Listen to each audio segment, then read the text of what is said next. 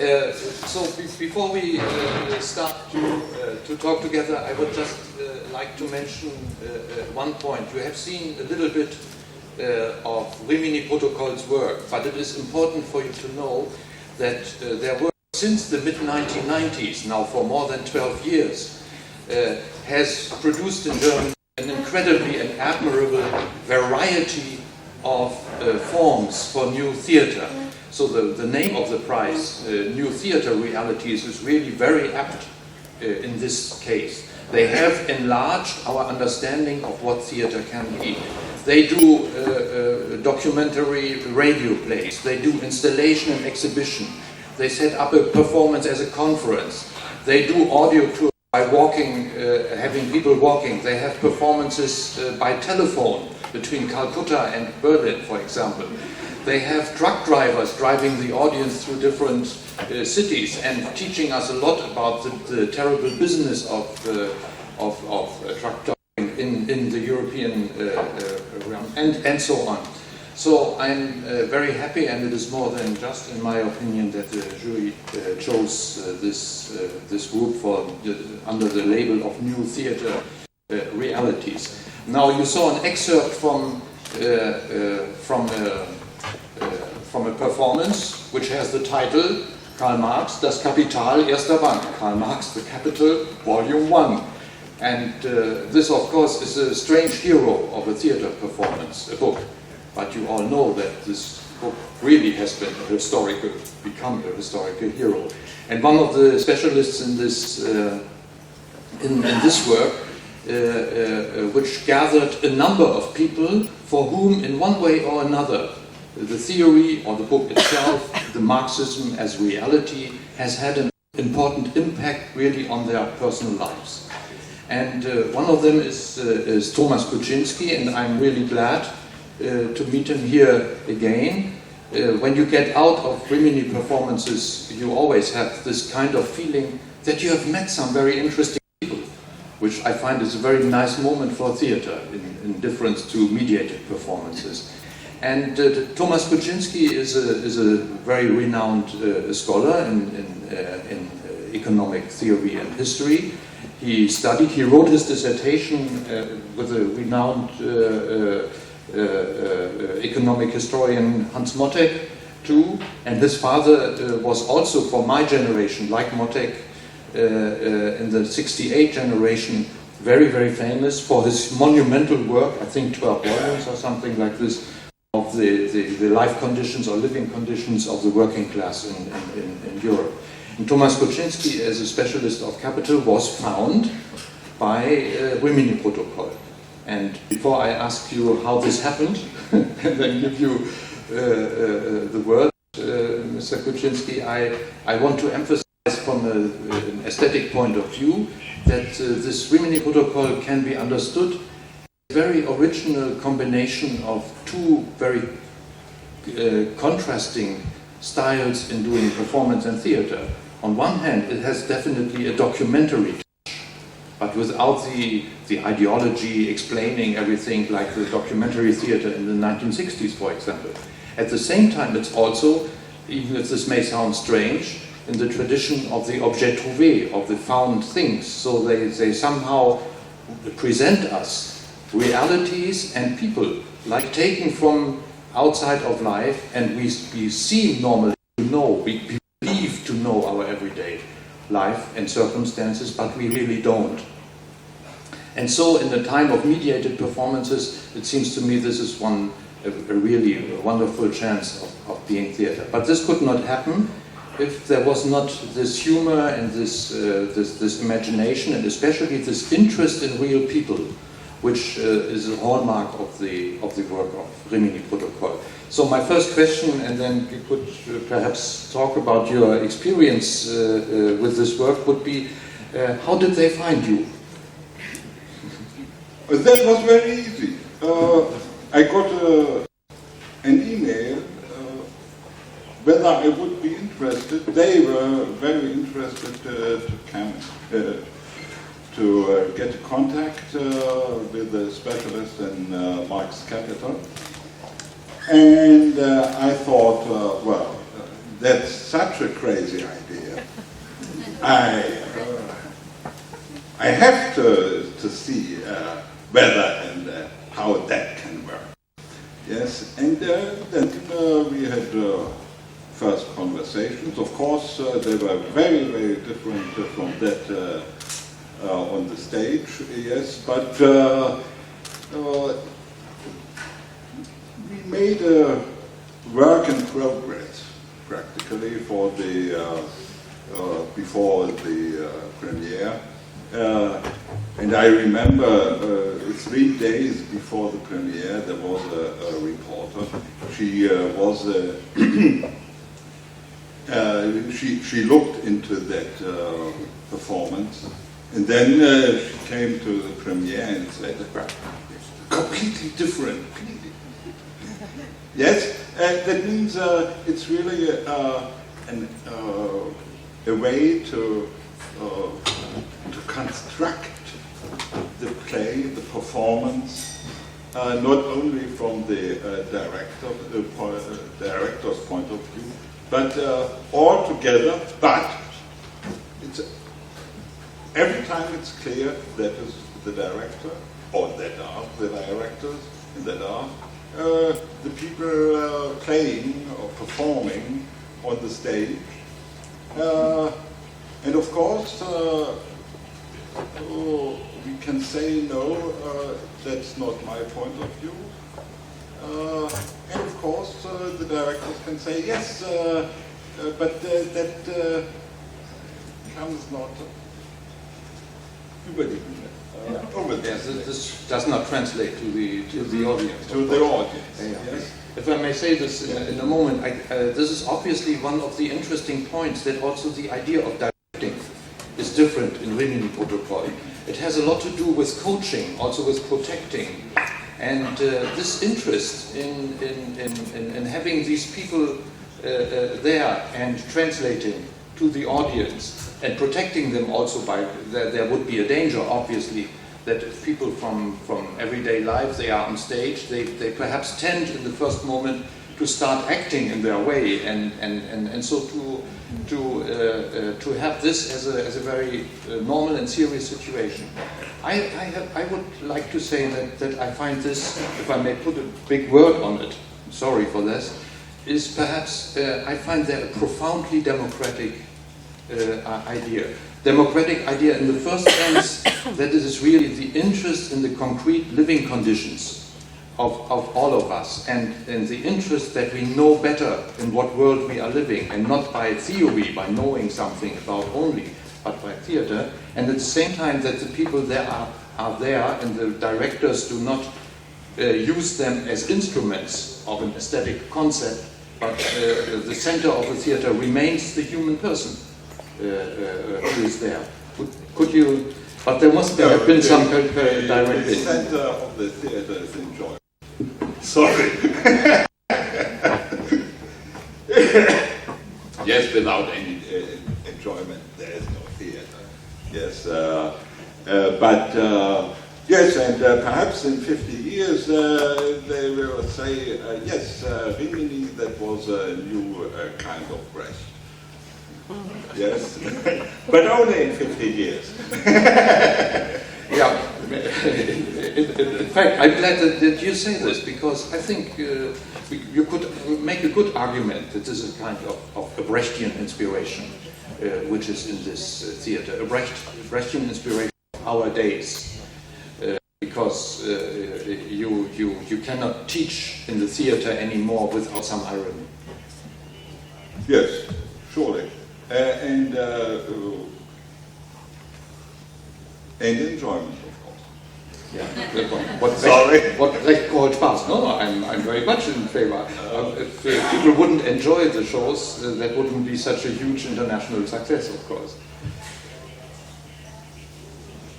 But another point, of course, is the point of motivation. Yes, and I think. Actors are, in the best case, acting by profession. Yes, there's that difference between Beruf and Berufung in German. It's profession and vocation, something yes, like that. In German it's nice, it's Beruf and Berufung. It's very similar. And of course nobody on the stage has a vocation, or of course not a profession as an actor. Yes, and they have, I think, completely different motivations to participate in such in such a play. Yes. How was it in your case? Could you? Well, you started with the idea that's absolutely crazy, so yes. you wanted to see how yes. is it done? How it works, yes, or how that can work, and well, my second motivation, after I could see, yes, it could work. Yes, I'm every time astonished that it works. Yes, and that we have now the gold jubilee of 50th performance. Yes, but I said, well, in Germany you cannot enter the parliament as a party below 5%. But when I'm able to bring 3% of the audience, that means 6 or 7 visitors, to the idea, oh well, I will have another look, or a first look into this book, yes, then I have, after 50 performances, I had 300 new readers of Capital. Yes. And that's wonderful. Yes. It's of course a very modest aspiration, but perhaps with an effect. Now, quite a complicated translation situation. Maybe I start for a moment in English and then talk, Heidi and me will talk in German. So Heidi Mettler is an expert for something really very specific, and I have to say I don't want to talk with her about theater in this 20 minutes we have, because I'm so curious to get some more information as I could get when I saw her on stage. So she is an expert in the heart, and she had 3 different types of heart. So the first one, or I say a natural one, my one, then an artificial heart, and she was the first woman in Switzerland who had an artificial heart. This special artificial heart. Specific artificial heart, the first one, she was an experiment already, and then she had a heart transplantation. And in the play, she is really an expert in this sense that she also shows us the distance to her expertise. I think an expert always has to show that he can take a distance to what he is researching or what he does know. But in this case it's very difficult, because if the expertise is about heart transplantation, then you deal all the time with inside and outside, a very complicated way of talking and thinking about this. And so in the play there were some, let's say, for me, missing informations. Yeah? On one point she says, she makes a list, and she listed up all the medication she has to take now. And I think it was 9 to 11 different complicated names. But she's all the time in the play in a very good, positive, professional mood. But I wanted to ask her tonight how this actually is right now, if there is still all this medication, and how it feels actually when you on a certain point know that you're surrounded by scanners, tests, thousands of pills every day. Okay, so the question would be, how is it now? Because now it's already 3 years later. We are in the 8th years now of the heart transplantation. How is it with the medication, and how do you feel? Gut, ich muss leider in Deutsch antworten, weil mein Englisch zu schlecht ist. So I have to talk in German because my English is not good enough. All die Medikamente muss ich immer noch nehmen. Aber sie konnten ein bisschen reduziert werden, leider nicht viel. Im Grunde genommen muss man gar nicht so viel nehmen zum Überleben. Das sind nur 2 Medikamente, die die Abstoßung des Herzens verhindern. Aber es gibt so viele Nebenwirkungen, dass man leider noch mehr dazu braucht, um das wieder zu regulieren. So actually it didn't become much less medication, but the problem is there are only 2 medicines for avoiding the absorption that the body accepts the heart, but all the other medicines are there for unwanted side effects, so that adds to this number. So it's like this, that these two medicaments you are talking about, they lower the, the immune system, how is it, they lower down the immune system. That's what the 2 medications are doing, and all the rest is to deal with this situation actually, right? Right. So, what does it mean actually to lower down the immune system? What is then happening? What is happening? What is this? Das ist das Schwierigste nach einer Transplantation, dass die Immunabwehr sehr tief ist. Vor allem im ersten Jahr ist die Gefahr groß, dass man jede Erkältung, die im Raum ist, auch bekommt.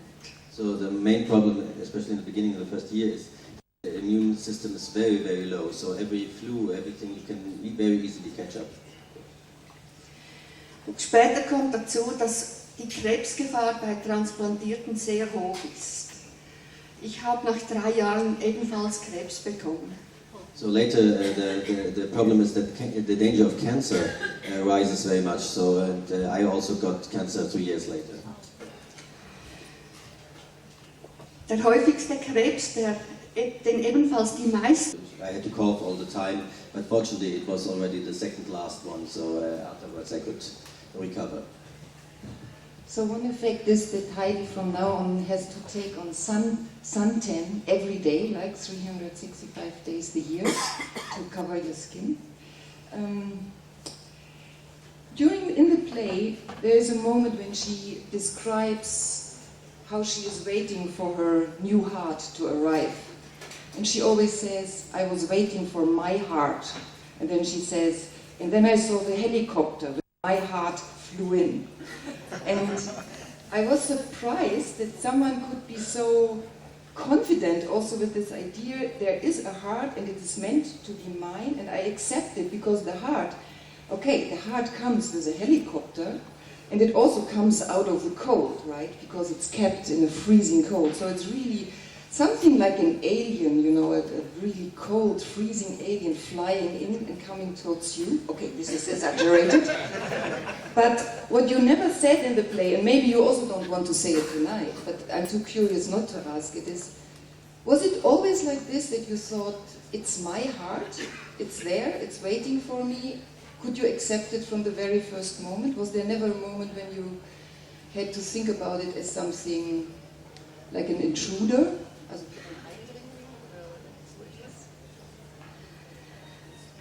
Zu Beginn hatte ich Mühe, überhaupt anzunehmen, dass ich ein neues Herz bekommen werde. Weil ich habe gedacht, mit welchem Recht komme ich und sage, ich möchte ein zweites Herz. Charles Denis Sauter Bourraki, born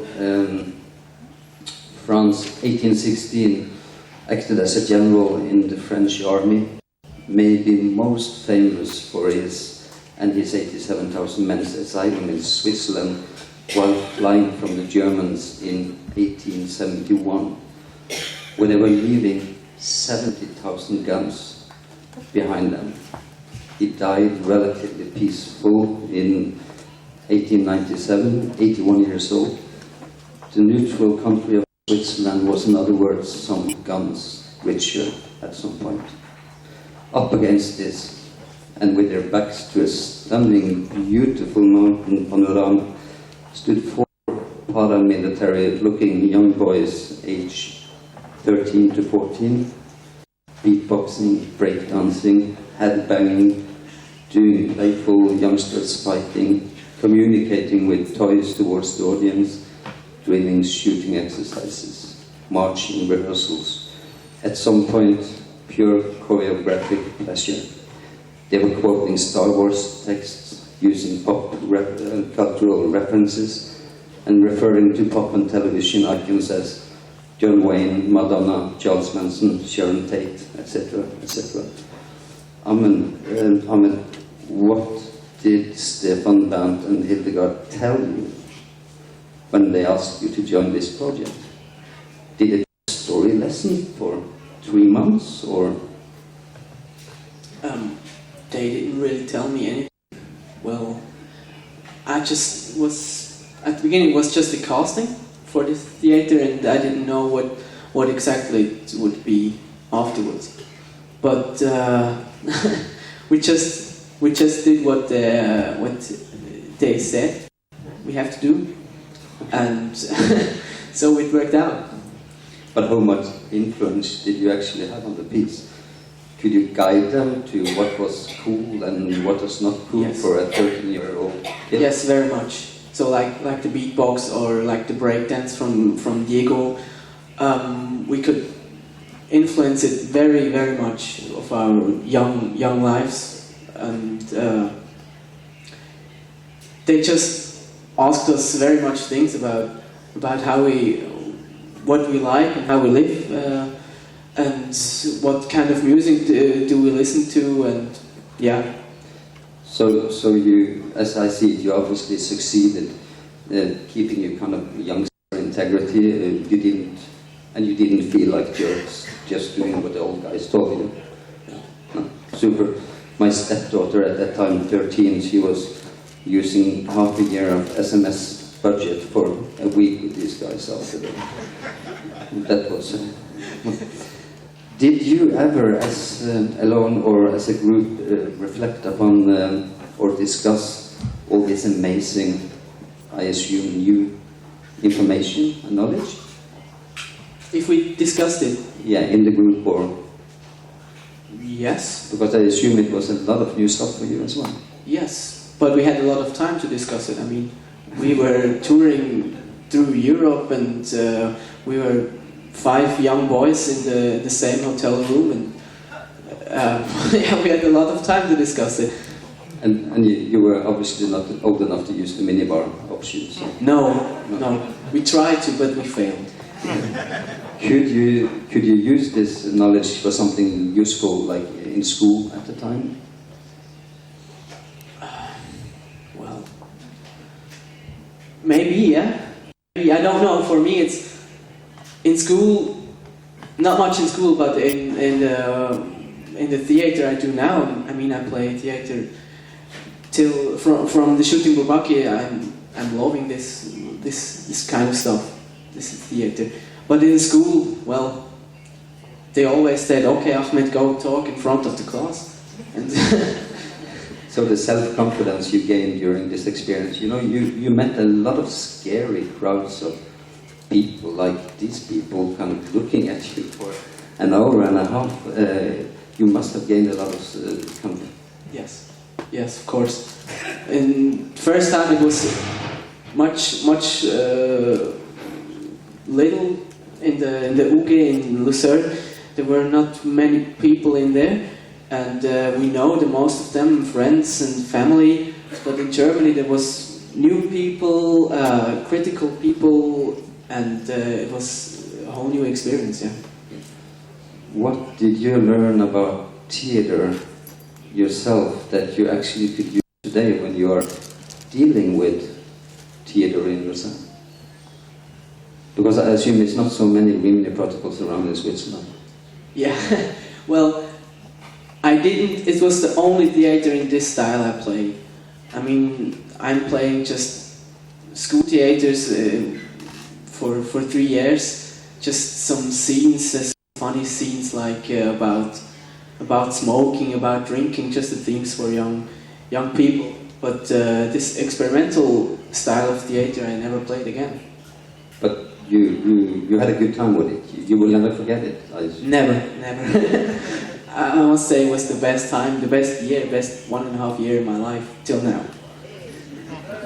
Thank you to Daniel and Helgard and Stefan and all the people involved in it. And as Frankfurter Rundschau once said, the Rimini Protocol brings life to the stage. Did you and the other boys, like Ahmed, like Adrian and the rest, did you actually at some point think that you were the lifesavers of shooting Bourbaki? Yes, I think. Also, Adrian is a very, very special person. He was the youngest of us, and he's very, I have to say, he's a very living person, and it was difficult to stop him, to slow him down, and that was, we lived it.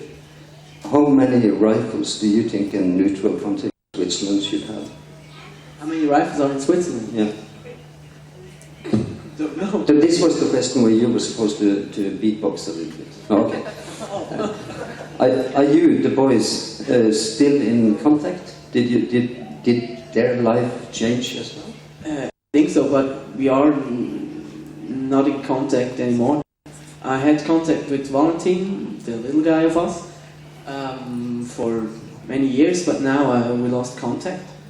But Diego, I saw him 5 weeks ago, and he told me that he's modeling now, and very surprising. Well,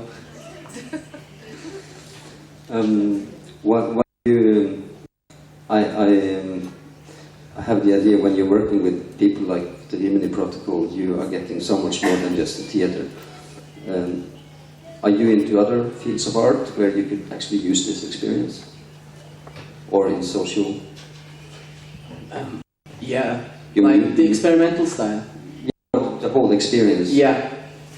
Well, I do also music, electronic music, and I listen to many kinds of music, but I don't like the normal style, you know.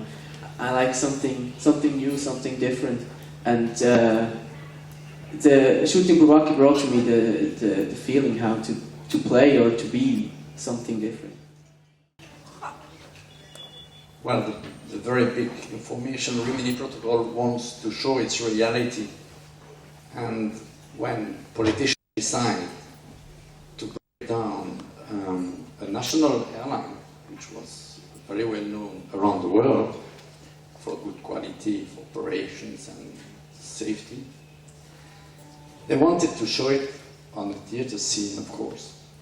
And they don't speak about actors, they don't talk with actors, they don't want actors, they want reality to express reality. So one day I had a phone call from Mr. Stefan Kaigi. It was on the Monday, 15th of March, 2003. And around 4 o'clock in the afternoon, he phoned me and he said, do you speak English? Yes, I speak English. Well, I want to see you. Yes, okay. Okay, I take my agenda, I say, is it urgent? Yes! So I said, okay, on the 15th of June, is it okay? No, it's urgent. Oh, okay, so 15th of May, just in the late evening, 15th of May, okay. Now, today! So I met Stefan Kaigi and of course his partners, Mr. Daniel Wetzel and the beautiful Helga Hog, on that evening at 9:30. So that's how I started with them. But what was your role in Sabina? What was your function in Sabina? Oh, I started as a flight attendant. I always dream about to be a pilot because it's something that you've got in the dream before being conscious of the problem.